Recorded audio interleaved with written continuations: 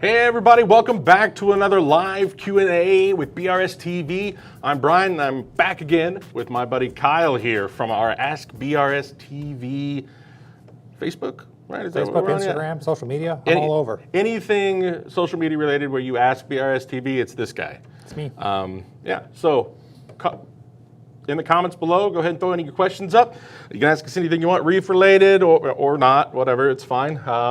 You know, we don't have psych degrees, so we're probably not going to be able to help you out too far with that. But no marriage license counseling either. No marriage counseling. Yeah, bad idea for us. But throw your questions in, and we'll try to get them answered as best we can.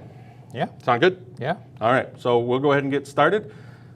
Fire away. We got a couple questions from last time. It looks like. So we'll get started. I'll hit this first one here. So. We got one from today. This one says from D Lighting, I have a Bergia tank with no lights and an airline pump. Can I take a rock from my main display tank, place it in the Bergia tank for a few weeks, and put that rock back into my main display tank? Yeah, you sure can. I mean, it's not going to hurt anything. That's probably, honestly, if you can do that, that's probably the best way to do it. Because if you go and you put Bergia in your main tank, there's a really good chance that they're just going to disappear, you know, or something. Yeah. There's lots of things in your tank that would just love to eat a Bergia. Wrasses? Wrasses, yeah, they'll be gone really, really quick. So you certainly can do that. I mean, obviously if there's a lot of coral on that rock or something, that could be a problem if you're going to leave it in there for a couple of weeks. But honestly, what you're talking about, that's the best way to manage it. Bring the Aperture to the Bergia and then take that rock away. Yeah. I would say no issue. As long as you get nothing photosynthetic on it, you're going to be just fine. Yep. No issue whatsoever. And hopefully you'll be Aperture free in a couple of weeks, depending on how much rock you got. Yeah, that's it. So, yeah, there you go. Good job. Perfect way to handle that. All right.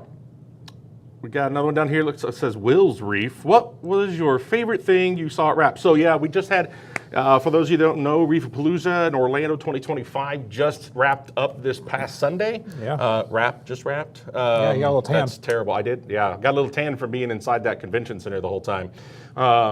Yeah, so it was, but it was great. There was a lot of people there. It was a good show. Lots of really cool stuff. Beautiful coral.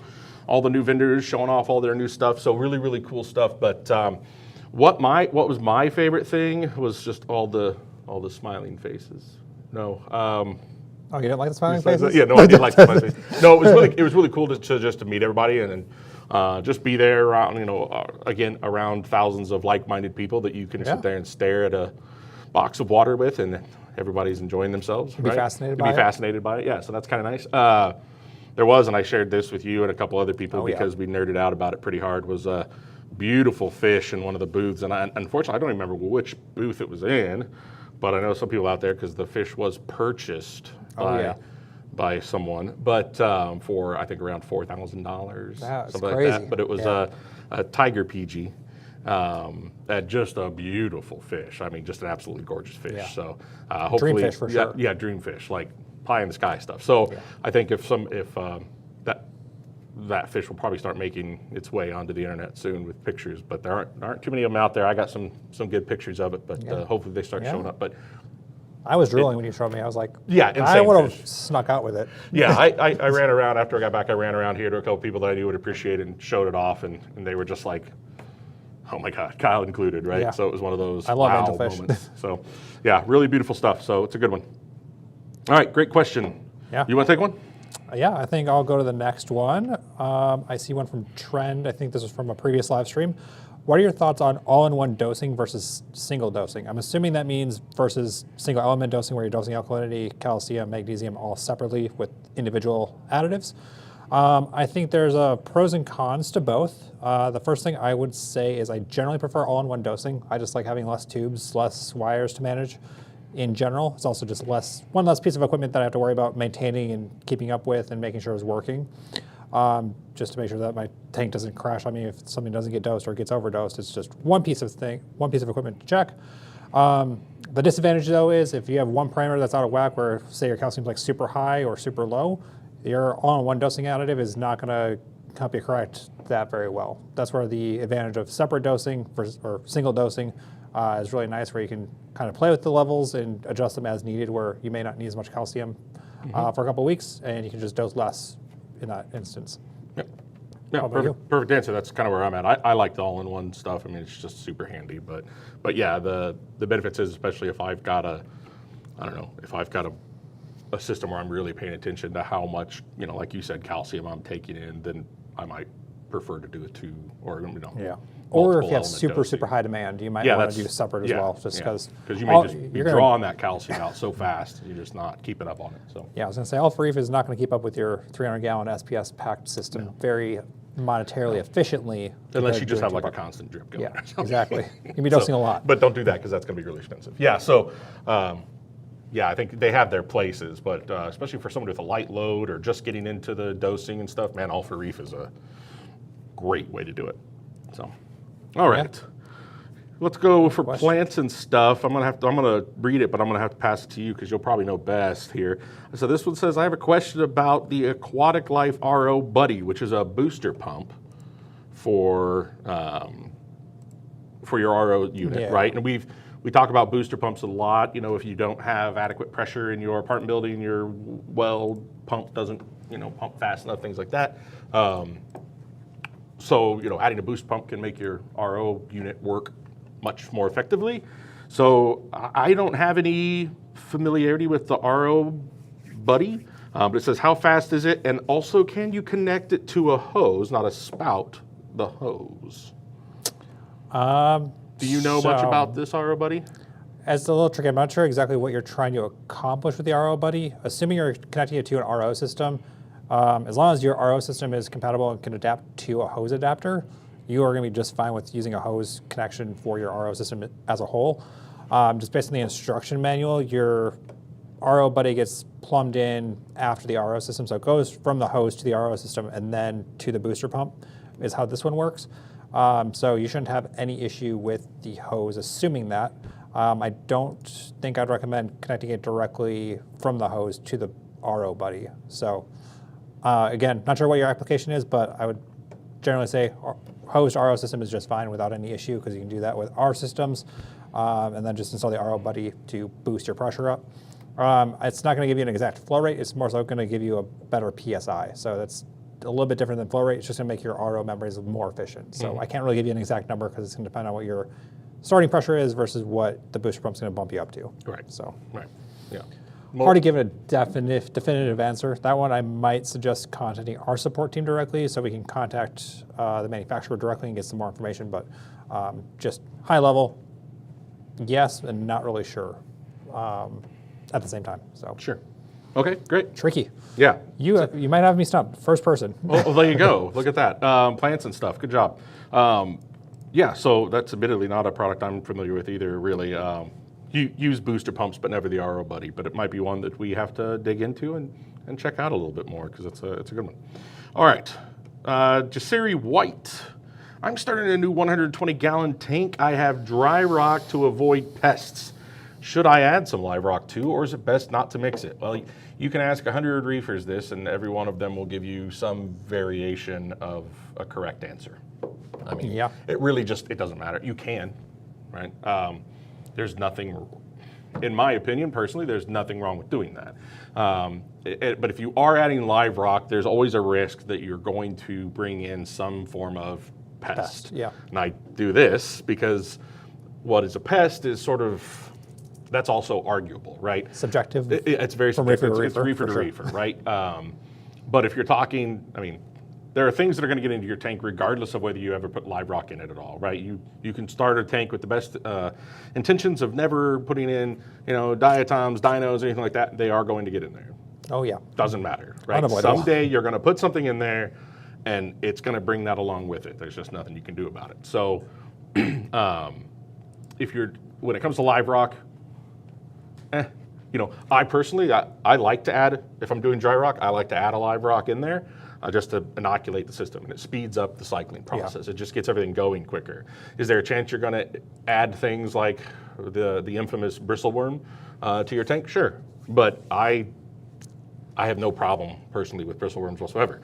I don't either. Yeah, They're beneficial. I've got tanks, and when it's just like earthworms. When the lights go out at night, man, those things are like out of the soil, out of the sand, and all over the rocks, and it's well, whatever. I like them. They tell me how dirty my tank is. Yeah. If there's a lot of them, that means I'm not doing something right. Yeah, that means they're very happy. Very happy, right? which means I'm probably not doing something Probably right. not cleaning up enough, right? Yeah, well, but at least you're helping their population. Yeah, You're benefiting the worms. I'm keeping them happy, that's for sure. Right. So it really all depends on your definition of what a pest is. If you don't want anything like bristleworms or Asterina stars or anything like that, then maybe don't add live rock. Yeah, that's where it gets tricky, and even then, you're probably going to get something on a frag plug, unless you remove those as well when you get new corals. Vermeted snails. I mean, all of these things, there's a good chance you're going to get some of them in there, right? Yeah. That's if you add live rock. It depends, right? Until we get to the day where we have tissue cultured corals. Sure. Then we can start getting very pest-free. But yeah, we're not there's there a different yet. story. But at the same time, I don't see a lot of those things like vermeted snails. Even they're not really a problem unless they start multiplying. So if you start seeing more than like one, start crushing them, or something, right? Getting rid of them. A lot of times, if I see one and it's really easy to remove, I'll just knock it out of there. Just because we were just talking last week about my pest in my tank that he's in a very good spot to remove, yeah. but Yeah, I've only got one big one. That's all. Yeah. He's got. We'll say, It's you've got Aptasia? one Aptasia. And he's just- one giant Aptasia. Yeah, My he's codfish just- could probably. And he's just hide it. hanging out there on the front glass, just like, look at me. I could take him out really easily. You could just but take him out really easy, but for some reason you're letting it ride. I want him to get higher in the tank. I don't want It's my just, arms. you don't I want to have to I get don't want down my in there. armpits Yeah, wet. I understand. Yeah, so there's a convenience factor in there too. If the pests are too far I'm hoping away, he goes up a little bit more. that's great. Yeah, so really just ask yourself what your definition of a pest is and go from there. That's it. But it will help your tank in the long run, in my opinion, and also decrease your cycle time. So, Yes. okay, update to the previous question. I think that's plants and stuff. So Yep. you're talking about the RODI unit. Unless the name of this person is update to previous question, which is interesting. But I think this is plants Hey, and stuff. name changes are legal. It is, yeah, that's right. Okay, asking about the aquatic life RODI unit, not the booster pump. Curious if RODI unit can be added to hose. Yes. Yes. Definitely. Yes, definitely. There's you can absolutely do that 100%. Yeah, I'm pretty sure that unit uses 1/4 inch line, if I'm not mistaken, but we do have a RO hose adapter fitting. So you just plug that onto your And it's the push fitting that goes right utility into the push sink, fitting. garden hose, whatever one, either one. Yep. And straight to your RO system is just fine. That's actually how mine is hooked up. Well, it's a hose bib in my basement, but that's what mine's hooked up to is a hose bib. So. Super easy. Yep. Okay, Shane DJ Respin. Okay, can I use a 1,000 to 2,000 K white light LED in a refugium? I do expect to upgrade in the next month. 1,000 to 2,000 K white light. I think you're going to be just fine. It's probably, may not be optimized for the best growth or fastest growth out of macroalgae, but it's going to be white light, which is good. And generally, it's going to grow macroalgae just fine. Just make sure you're not burning it and make sure you're not underlighting it. That's really all that's important. I mean, back in the day, we were using DIY things from like Home Depot and Menards for refugiums. I remember those. Is 1,000, 2,000 K actually white light?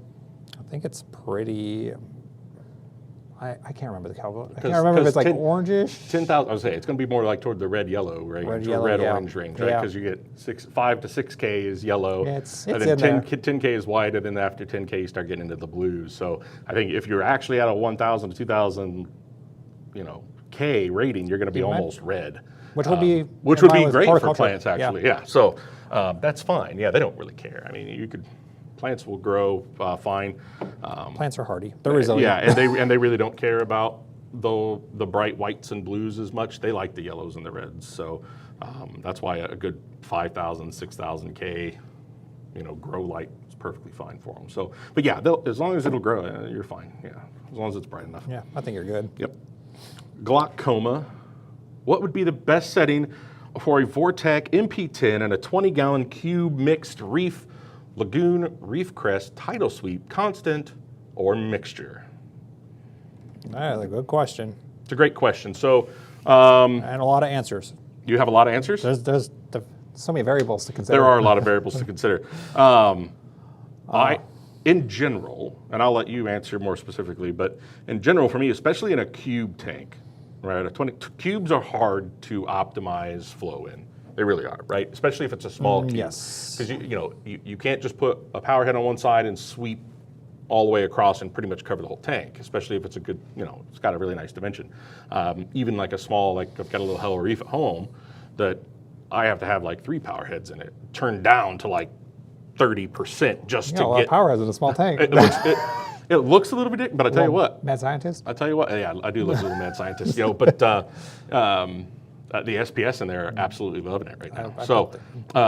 But it was, the problem was I just couldn't get the flow right with 2, even turned up, and I was trying all kinds of stuff, so I was like, screw it, I'll just do another one in there. And they're all dialed down to like 30%. Hey. And on like pulses and stuff, but works. But now it works, and it works great. My sand's not getting kicked up a bunch. All the SPS are growing like crazy in there. It's actually probably too much SPS because that's You're how I roll. Yep. And but it, in like a year from now, it's going to look really awesome. So yeah, I bet it's going to look really the good. power heads will be completely hidden by all the SPS. It's going to be great.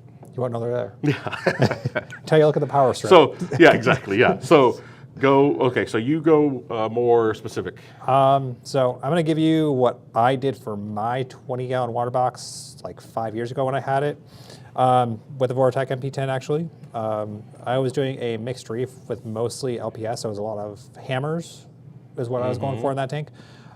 So what I did with that was I did a short pulse at I think it was like 50 or 60% for most of the day, and there was about, I think it was 90 minutes where I did nutrient export at 45%. So that was just to get some extra like straight laminar flow in the tank to kick up any of the detritus I was accumulating.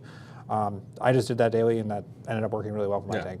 So that's what I specifically did in my 20-gallon cube, which I think you're probably going to be pretty similar size, and mixed reef will get you a pretty good spot for just a single pump. Yeah, and what I found that I like in some of the cube tanks is, and I know there's pros and cons to them. A lot of people don't like them because of their size, but I actually find like a gyre, or or one of the AI orbits or something works really great in a cube because it produces that really nice laminar just circulating flow.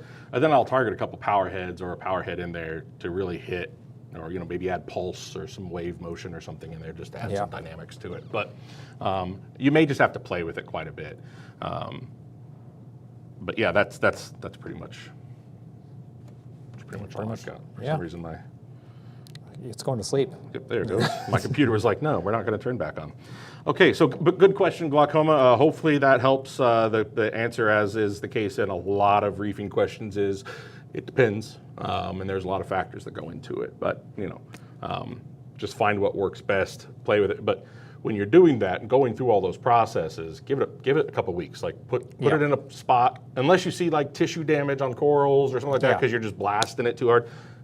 Give it some time, see how everything reacts to it, then adjust if you feel like you need to. So just take your time.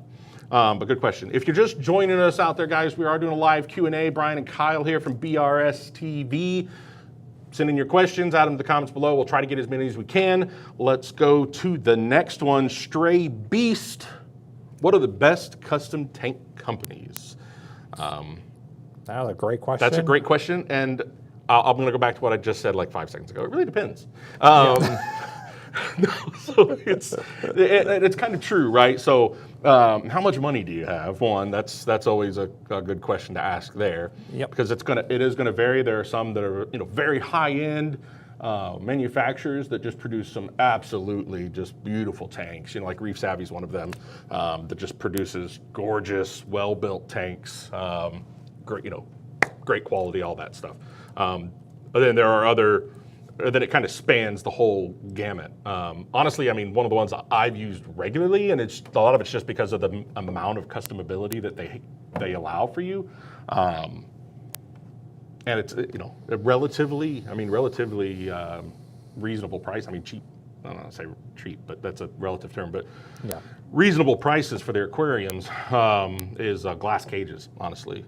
Glass cages is a good one. Glass cages is a good one. Solid aquariums. I've never had a problem with any of their aquariums, and they've been around for a long time.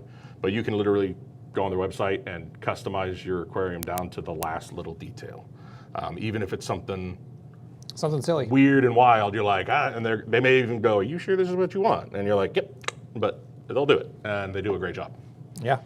I was going to say, it's been a long time since I've looked at custom aquariums, just because there's so many like ready-made kits, like Red Sea and everything. Yeah, that's the thing too. It used to be more common because there weren't so many of these just, hey, here's a box with everything you need in it type things, like the, innovative marines and the Red Seas, Exactly. and all that stuff. But overall, I would say a couple of the top ones. I had to double check that one was still in business because there was like some weird things that happened a couple of years ago where people were asking. So I was like, I had to make sure. But ReefSavvy, Miracles, and Custom Aquariums are 3 that I have gone with or heard a lot of good things about.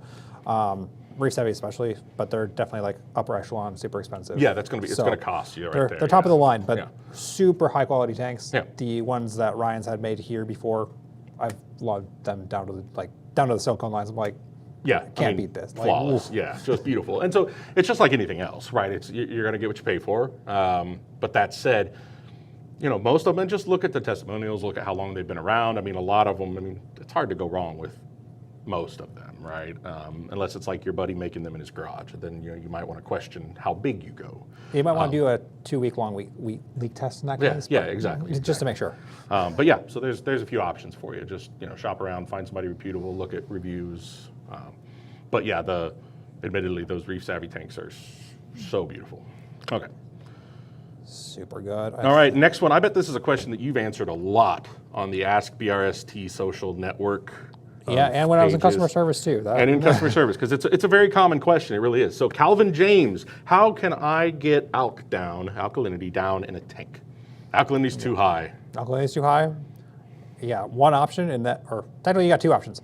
If you are dosing your aquarium with an alkalinity additive, stop dosing, or dosing less. That should theoretically bring it down, assuming your corals are still growing. They'll consume it and bring it back down to a level that you want. If you're talking a severe increase or severe bump that happened recently and you're trying to course correct that, a water change with water that has a lower alkalinity level. So if your alkalinity is at like 15, you need to do a water change with water that has a lower alkalinity level that you want to get it to. So if you want to get it down to like 10, you'd want to do it with an alkalinity that's lower in your new water change 7 water. Or something. Find a 7, 7.2. That way it comes back down to where you want to. Or doing a series of those water changes will get it back down to the exact number you want it to. So what would be a good recommendation for salt that would get them down that you know offhand for like in the 7s? In the 7s, Tropic Marin Pro Reef is like the first and only one that really comes to mind with the alkalinity that low. But something like Nihilus Pure will also get you down pretty low. I think they're like 8, 8.5-ish in there. So got some good options to get it down. If your alk's up, I imagine you're probably tapping around like 12 or something, 12, 13, 14. I'm thinking you're up there. Yeah, it could be up there. Yeah, and it can go pretty high. But yeah, just try to find those are great answers. Less dosing and find a better salt with or a different salt that has a lower alk. It could also be on that because check your source water as well. So another thing, if you're doing water changes, say maybe you're using a good salt that has an alkalinity at 7. If you're not using RODI water, if you're not using RODI water, if you're using say well water with a high mineral content in it, that could be your problem. So check that. Check the alkalinity of your source water. If it's really high, well, then your outcome is your salt water is going to be high too. So just keep an eye on that. Go ahead, Mark. How long, it's just one mark, sorry guys. How long can it take for zoas to open back up after being irritated by algae and dip? So again, this is gonna depend, but you can literally say that for every question, I apologize guys.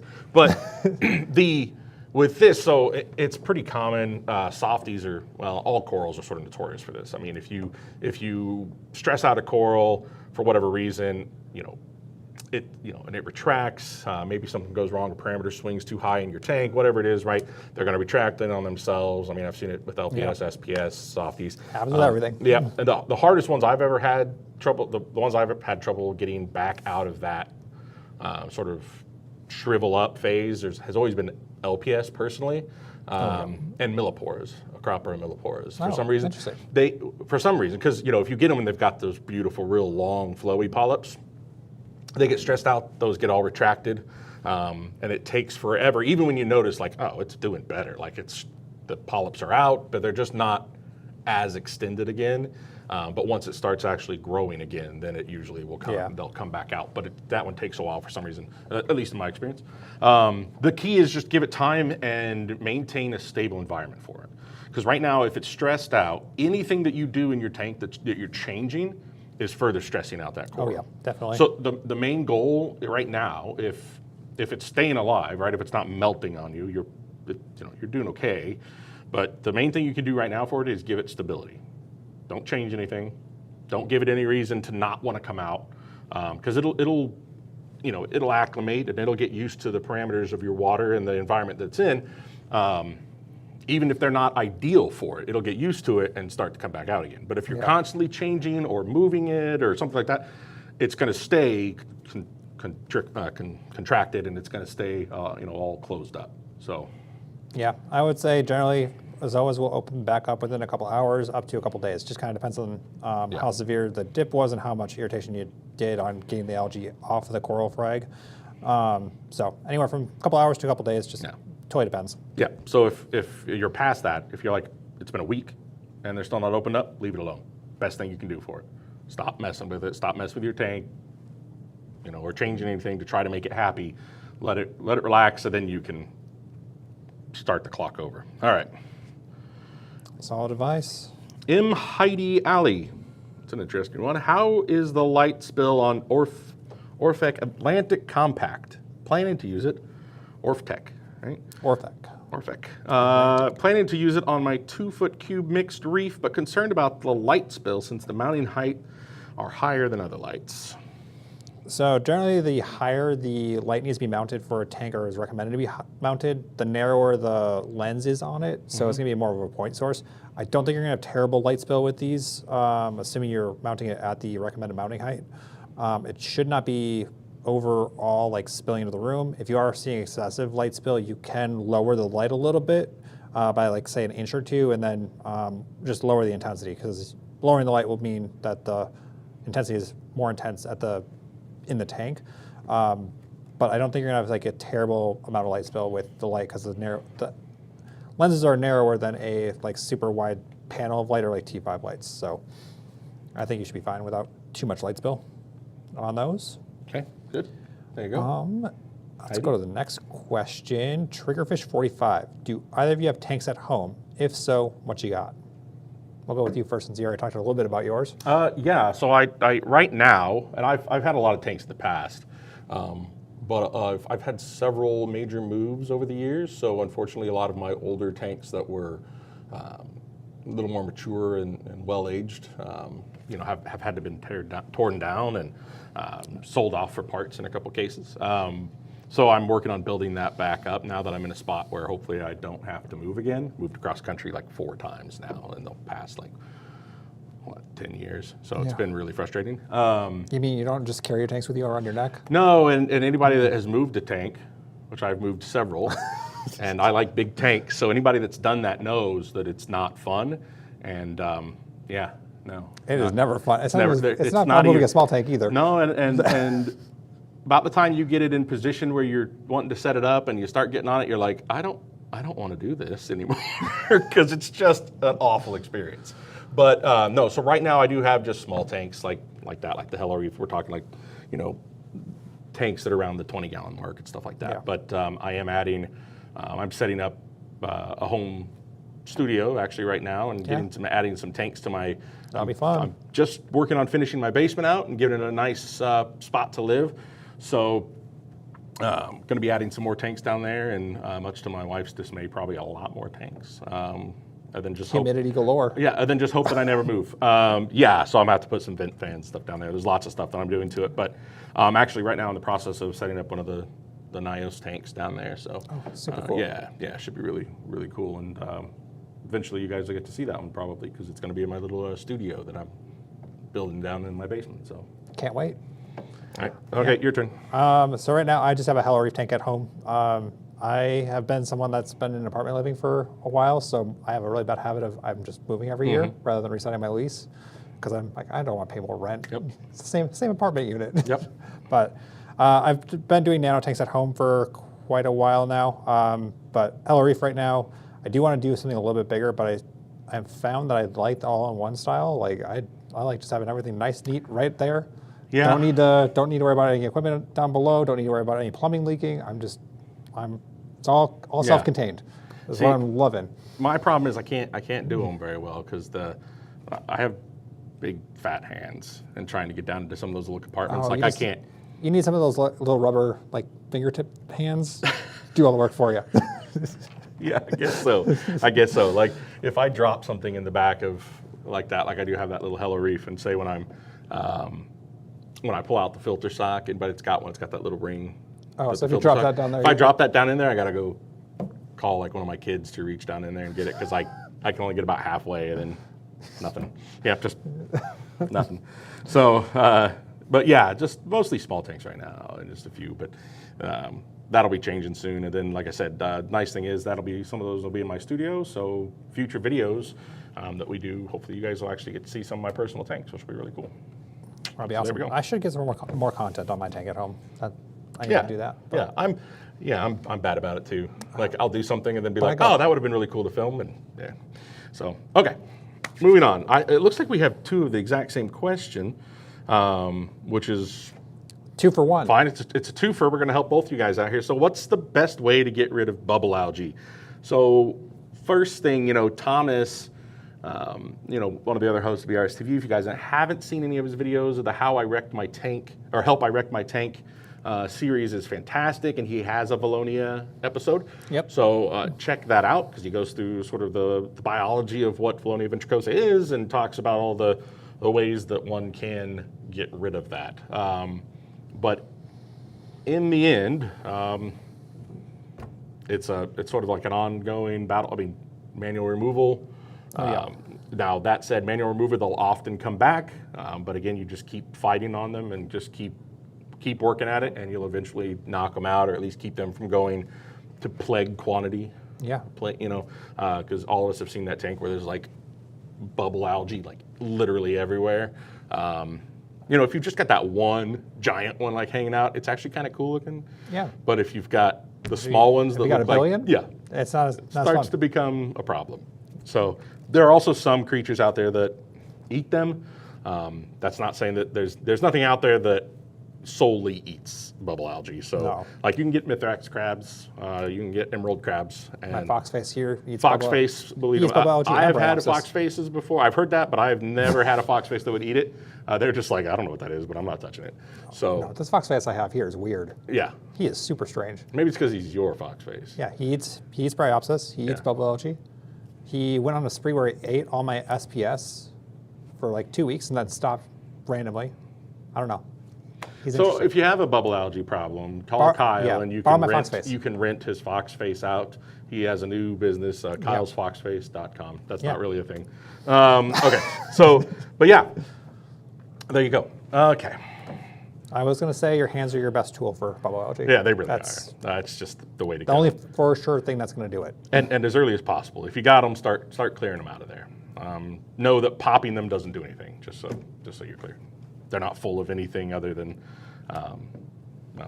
water. What else is it? Well, yeah, it's just a I single think cell. it's like mostly carbon dioxide Yeah. or carbon monoxide inside of them. Yeah. All right. Okay, Paul L. Does RODI reduce alkalinity? I have high alkalinity tap water. So I think you're asking, if you run your water through an RODI unit, are you going to reduce the alkalinity of that? Yes. Yes, you definitely are. Yes, Because you are. you're going to be pulling out all those minerals, calcium, magnesium, whatever else, iron, all these other things. You're pulling those out of the water, and that's going to lower your alkalinity for sure. Yeah, it's the RO membrane does most of that work for you. So it's going to definitely reduce your alkalinity. By the time you're done with RODI, you should be at 0 TDS and have pretty much 0 impurities. So that is the goal of RODI. That way, when you add your salt mix, you are getting exactly what you want to match ocean parameters. Yep. So if you're Within not, reason. so if you run your water through an RODI unit and you're not getting that, Time you're to change not, some filters or reevaluate your RODI setup. you got it. Perfect. Okay. I think I want you to read this name. Arg. You just like it because Yeah. I'm like, and I do that all the time, like with the thing. So I'm sorry. That's how he walks around the I'm office. kind of old. I do dad jokes. It's my jam, and here we are. Okay, so yeah, I do. I walk around the office all day going, yeah. and just like running. Yeah, That's how I know he's coming around the corner. yeah. It's also because my dog snorts when she follows me everywhere. So, but no, ARG, ARGHHH. So literally, okay. If cycling using natural seawater, is it necessary to add more ammonium chloride on the tank? So, fun fact, all your beneficial, or I'm going to say 99% or most of your beneficial bacteria that is going to be handling any of your filtration, biological filtration needs, is actually physically on the surfaces of the aquarium or physically on the surfaces in the ocean rather than in the water column. So if you are using natural seawater, if you're going to the beach, getting some water, I wouldn't count that as your tank is cycled. I would still add a source of beneficial bacteria or cycle with a piece of shrimp, regardless. So if you're going to use ammonium chloride to kickstart your cycle, I would still add it regardless of which source of water you're using. No matter what, yeah. That's the thing. So it's not really the water that you're cycling, right? It's the rest of the tank. It's the rocks and the tank itself and the sand and all that. That's what's being cycled. So keep that in mind when you're going through this process. So the water is, I mean, natural seawater is great because you get a lot of really nice beneficial things in there, but it's not going to necessarily speed you up anymore. There's obviously going to be some stuff in there that can help start the cycle, but they still have to populate and reproduce in the rock work and in the sand. So, all right. Good question. WPAC. Do I have to use 2 pounds of live rock per gallon, or can I just put live rock in the sump and that'll be fine? I mean, yeah, you can do it however you want. That's the great part about it. Reef your way. Reef your way. Yeah, I mean that's the thing about this, right? It's like if this was any other hobby. If we were into cars and you're like, can I paint my car yellow? Sure, go for it, man. Other people aren't going to like that color, but who cares? I might judge you. Yeah, exactly. Yeah, you want to paint your really nice big like Ford F350 like hot pink. Sure, go ahead, man. Fuchsia. It's your truck, but other people might not like it, and you just have to live with that. I actually have a gold truck, and people are like, wow, that is an ugly color, and I'm like, cool. I say that every day to him. Yeah, I'm he just does. kidding. He's a jerk. Okay, so you can do it. I mean, the more live rock you have, obviously that's part of your biological filtration. You want that in there so you can get more of that. If you're not really into like live rock at all, or maybe I don't know, maybe you're just not putting rock in your aquarium period, or you just don't want much in there. You want to kind of go minimalistic. That's fine. What I would do instead of putting live rock in your sump or dry rock or whatever, I would use the expanded clay, like or the pellet or the bead, like the biospheres. And the stuff? biospheres, stuff like that, or the bio blocks. Max Spec makes one now, like the nanotech one or whatever it is, that's made out of little like ceramic or beads, and they're all packed together in little blocks. But those things have a massive amount of surface area for those bacteria to populate onto. So go with something like that. You don't have to use live rock. Don't have to. Don't have to You at all. don't have to have any. You could just have a big sand bed if you want, and have one poor, sad, lonely fish swimming around in there. It's your tank. Or you could have a bunch of garden eels. Garden eels, great. All sand, no rocks. Seagrass. Yeah. And a sea turtle. No, not that. Need a big tank. Manatee. But you saw some sea turtles this last weekend. I did. I saw you looking at them. I did see some sea turtles down at the Florida Aquarium. Yeah, it's great. Go for it. But you don't have to. Use whatever you want. The days where it was like, a pound per gallon or 2 pounds per gallon, that was like in the old, the wall of rock days. Oh yeah. Right? You're bringing it back to like 2005. Yeah. Back in my day. So, which is funny that was 20 years ago. But I mean, it makes me feel old. To be fair though, I mean, I still look at pictures of my old, 125 gallon, SPS dominated reef tank with a rock wall in the back, and kind of go, man, that thing was awesome. I don't care. It still looked really good. The amount of rock I had in my 125 gallon when I first got in the hobby. Oh man, it was so much. And I would still look at it sometimes, be like, maybe I need another rock right there. Another rock. So, more coral. yep. More and more. Yep. All right, moving on. TB. I've had many reef tanks over the years, and now setting up my first Peninsula 150 gallon. Any suggestions to watch out for Peninsula versus a standard tank? I mean, nothing necessarily. First. Nothing necessarily that comes to mind. And it really just depends on how you're setting it up. Like, if the sump and everything's going to be underneath it, it's actually kind of nice because you have more access to it. If you're going to put it in a room, you still have more, like behind it in another room, you still have more access to. I love Peninsula tanks. Like, that's kind of always been the dream one day, is like having this just beautiful Big peninsula yeah. right in the front room or something. I've just never had the opportunity to build one. But yeah, no.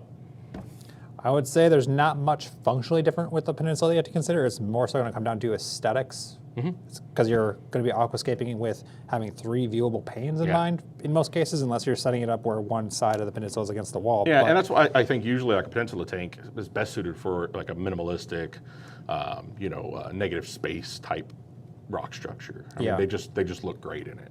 And it gives you so much dynamics to look out from any position. So. Yeah, so it's mostly aesthetics, and the only like functional thing I can think of is if you are really big on aesthetics and you're trying to avoid having a power head on that end pane of the peninsula, is you might have some issues with flow where you need to really carefully select your power heads that are going to go on the back wall. That's not viewable per se. That might be the only thing that I would really think about thoroughly, just because that's going to be a pain point if you only have power heads on one end of like a 6-foot peninsula. You got to kick flow 6 feet down. Yeah, and it can be done, but they're going to be big power heads. Yeah. So again, one of those instances where that minimalistic rock structure is going to help you out because it allows that flow from those just a couple power heads to really get in all those spaces. You don't have to have a bunch of different directions going. Yeah, I was going to say, I think on the 360 down the way, that peninsula tank, we tried going with just power heads on the back wall, but ended up having to add a couple Tunesy power heads like up in the top corners. Didn't really want them super visible, but we needed flow at the end of the tank because they wasn't getting enough. You know what you could do, which is something that, too, in that kind of case, which is something that you just don't see much of it anymore, but just a closed loop. Yeah. If you're up for it, have a hole drilled somewhere, right, and come out to a pump, but then just you can bring as many, downspouts out of it as you want. Exactly. And then you could put flow literally wherever you want. And then it's nice because they're just you just have the little tube sticking down into the tank, and the rest of it's hidden. So you can do full closed loop. You won't see a pump in your tank at all.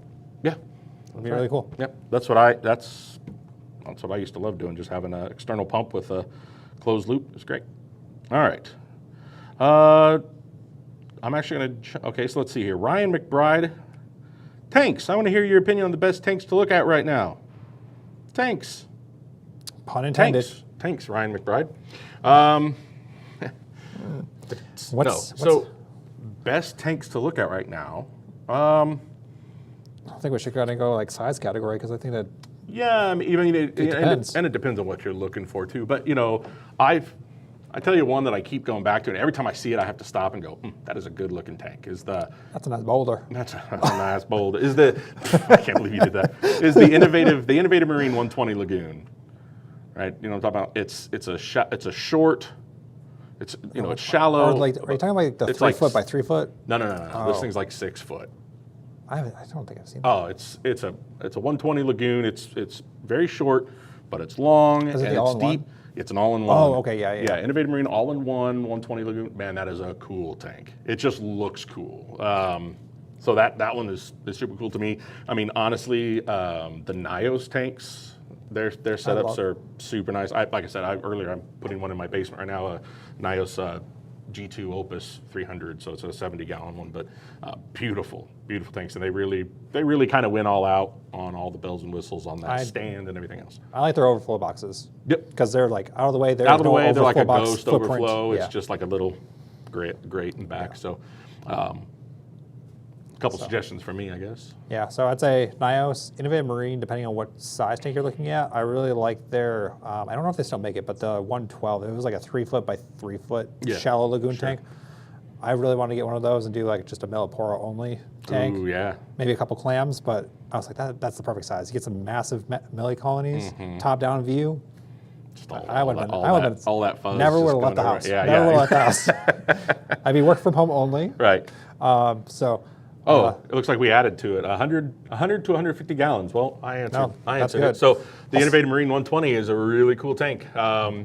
You could also go with the Nios Opus 400 is I think I want to say it's like a 110 or something. Isn't it? It's up there. It's a pretty good sized tank, but they're beautiful tanks. Great.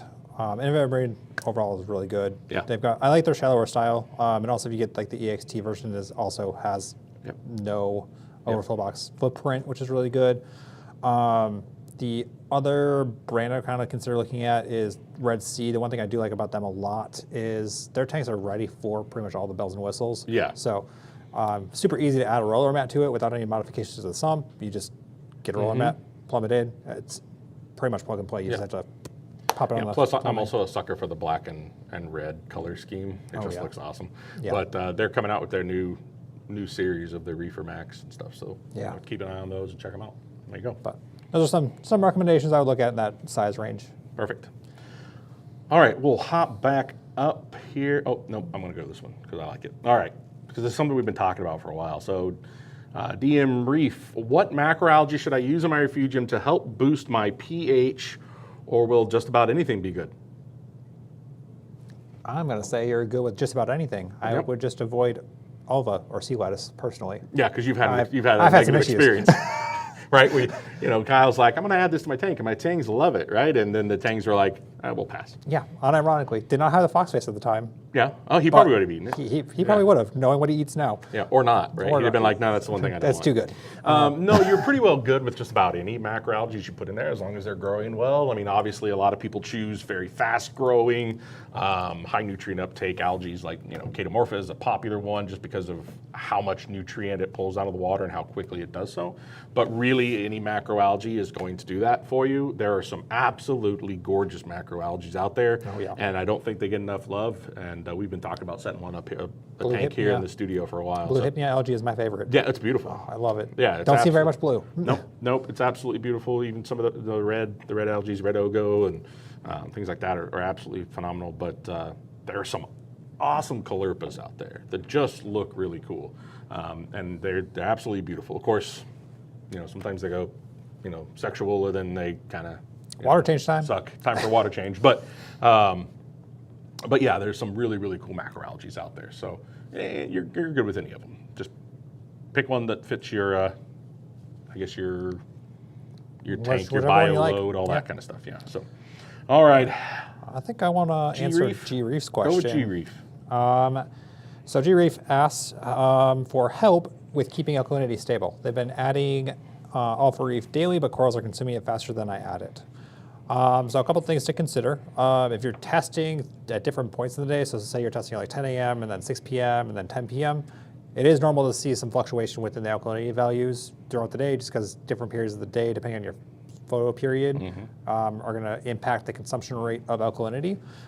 What I would do is test at the same time each day. So test once a day, but at the same time each day, unless you're using something like a Trident, which will kind of do that for you. It'll give you at least 4 tests a day. But test at like 10 a.m. today, see what your alkalinity level is. Test at 10 a.m. tomorrow, see what that alkalinity level is. If they are within like range of each other, then you're dosing just enough. If you see a consistent drop where it's dropping each day when you test at 10 a.m., then it's a sign that you should bump up your Alpha Reef dosing. Or vice versa, if it's going up each day at that same time, then you should probably back off in your dosing. But usually with Alpha Reef, I don't see too many issues with precipitation, but it wouldn't hurt to just double check and make sure you're not seeing any weird carbonate buildup on your pumps or heaters, just to verify that that's not an issue. But I usually don't see it too much with Alpha Reef. Yeah, and honestly, if you're getting to that point, for me, I would ask yourself, if you're getting to that point, say it's a reasonably sized system, and you've got a lot of coral in there, and it sounds like, which is great, that they're growing fast and they're taking up a lot of calcium. Great. Maybe it's time to switch up what you're doing as well, right? Maybe Alpha Reef is no longer what you need. I mean, I think it could always be added as a boost because it's got a lot more in it than just calcium and alkalinity. But maybe start dosing or dripping with caulk. Yeah, that or switch over to two-part. Where you can manage it a little bit on your own. You can play with the. It'll be a little bit more concentrated, so you can dose less to get the same effect. And if you're using Alpha Reef for the sake of like trace elements, you can go a couple different options like ESV, B-Ionic. Will have the trace elements in there for you with a 2-part solution. And I've used B-Ionic for years. It's great. Works great. I'm actually using it now. Awesome. And not then there's like right now, but right now, right this second. Right this second. Yeah. Or you can use the BRS 2-part with the Tropic Marin balling hybrid method, so you can get the trace elements in there as well. So a couple different options to switch over to 2-part that also accommodates for your trace elements, which are being added with your Alpha Reef. There you go. Good question. Yeah. All right, here we go. John, it looks like we have, by the way, guys, sorry, we have about time for one more question here, then we're gonna have to close out. This has been a lot of fun, so we'll go ahead and hit this last one here. John Schumacher, my phosphate is at 0.3. Everything looks good, except I have lost a torch. He just lost a torch coral, sorry about that. Two heads died out quick in a couple days. Are Euphyllia more sensitive to phosphate? I don't see any flatworms, he says. I haven't noticed that they're more sensitive to phosphate. If it's specifically just one torch that died and you have other Euphyllia in the tank that are looking good, I would chalk that up to that being an issue with the specific torch. There could have been some bacterial infection, possibly, or some other issue at hand that caused it. I wouldn't necessarily say the 0.3 phosphates are the issue if the rest of the corals are looking good. Something that I've found with every tank I've had, unless I'm doing a single species of coral, you're going to have about, if you have like 10 corals, 9 of the 10 are going to be doing absolutely amazing, growing bonkers, and you'll have that one coral that's just like not growing, looks pissed off all the time. I'm not going to do it. Yeah. Or does end up stressing out and dies. But you have to kind of pick the battle and see whether making that coral happy is worth adjusting and risking the other 9 corals per se. So something just to consider. I've never had a tank with the mixed reef with a lot of species that every single coral is looking absolutely amazing all the time. True, I'll give you that. There's always somebody that you wish was doing just a little better. And I find that Euphyllias, just, they are sensitive. I mean, if something goes wrong, a lot of times I've always found that it's really hard to bring them back out of it if they've, once they've been damaged or they're stressed out real bad and start to recede, especially once that tissue starts to recede, it's really hard to bring them back out of it. But it is possible. But yeah, there's just a really good chance that there was something wrong with it maybe before you put it in there. If it was something that had been in there for a long time and then it just died, maybe something else happened. But a 0.3 phosphate doesn't sound like it could have been a culprit there, in my opinion. I've seen way higher than that with corals. I've had way higher than that. Perfectly happy, so yeah. No, my first tank, when I started working here, I ended up with like 0.9 phosphates. 0.9. Yeah. And my corals were doing great. They're doing great. They didn't care. Yeah, they don't care.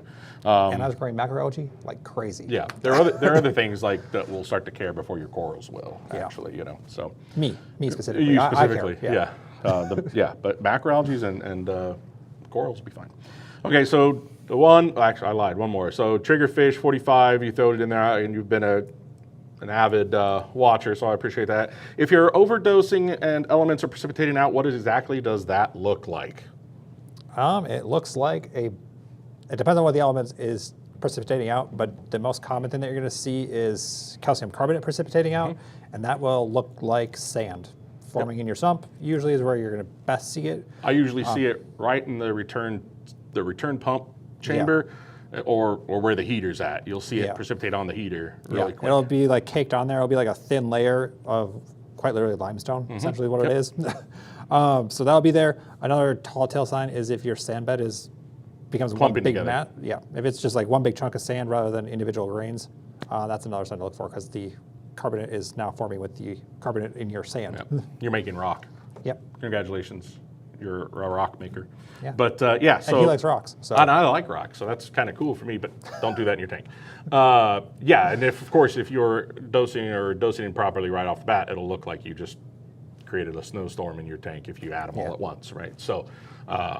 But yeah, over time, if you're dosing too much, you'll just see white precipitate forming on surfaces. And it loves heaters. Like heaters always one of the first places I see it building up. So anywhere the temperature is higher, so return pumps, like inside the return pump itself, the motor's generating heat, so you'll get a layer like where your impeller is running, right on those heaters, pretty much anything else that generates heat in your sump. So your protein skimmer pump, power heads if you don't have a Vortec. Yeah, so there you go. All right, gang. Well, it's been great. Really appreciate you guys tuning in. I hope you enjoyed it. Kyle and I think, had a good time. I had a good time. But we'll see you for the next one. Bye, everybody. Bye.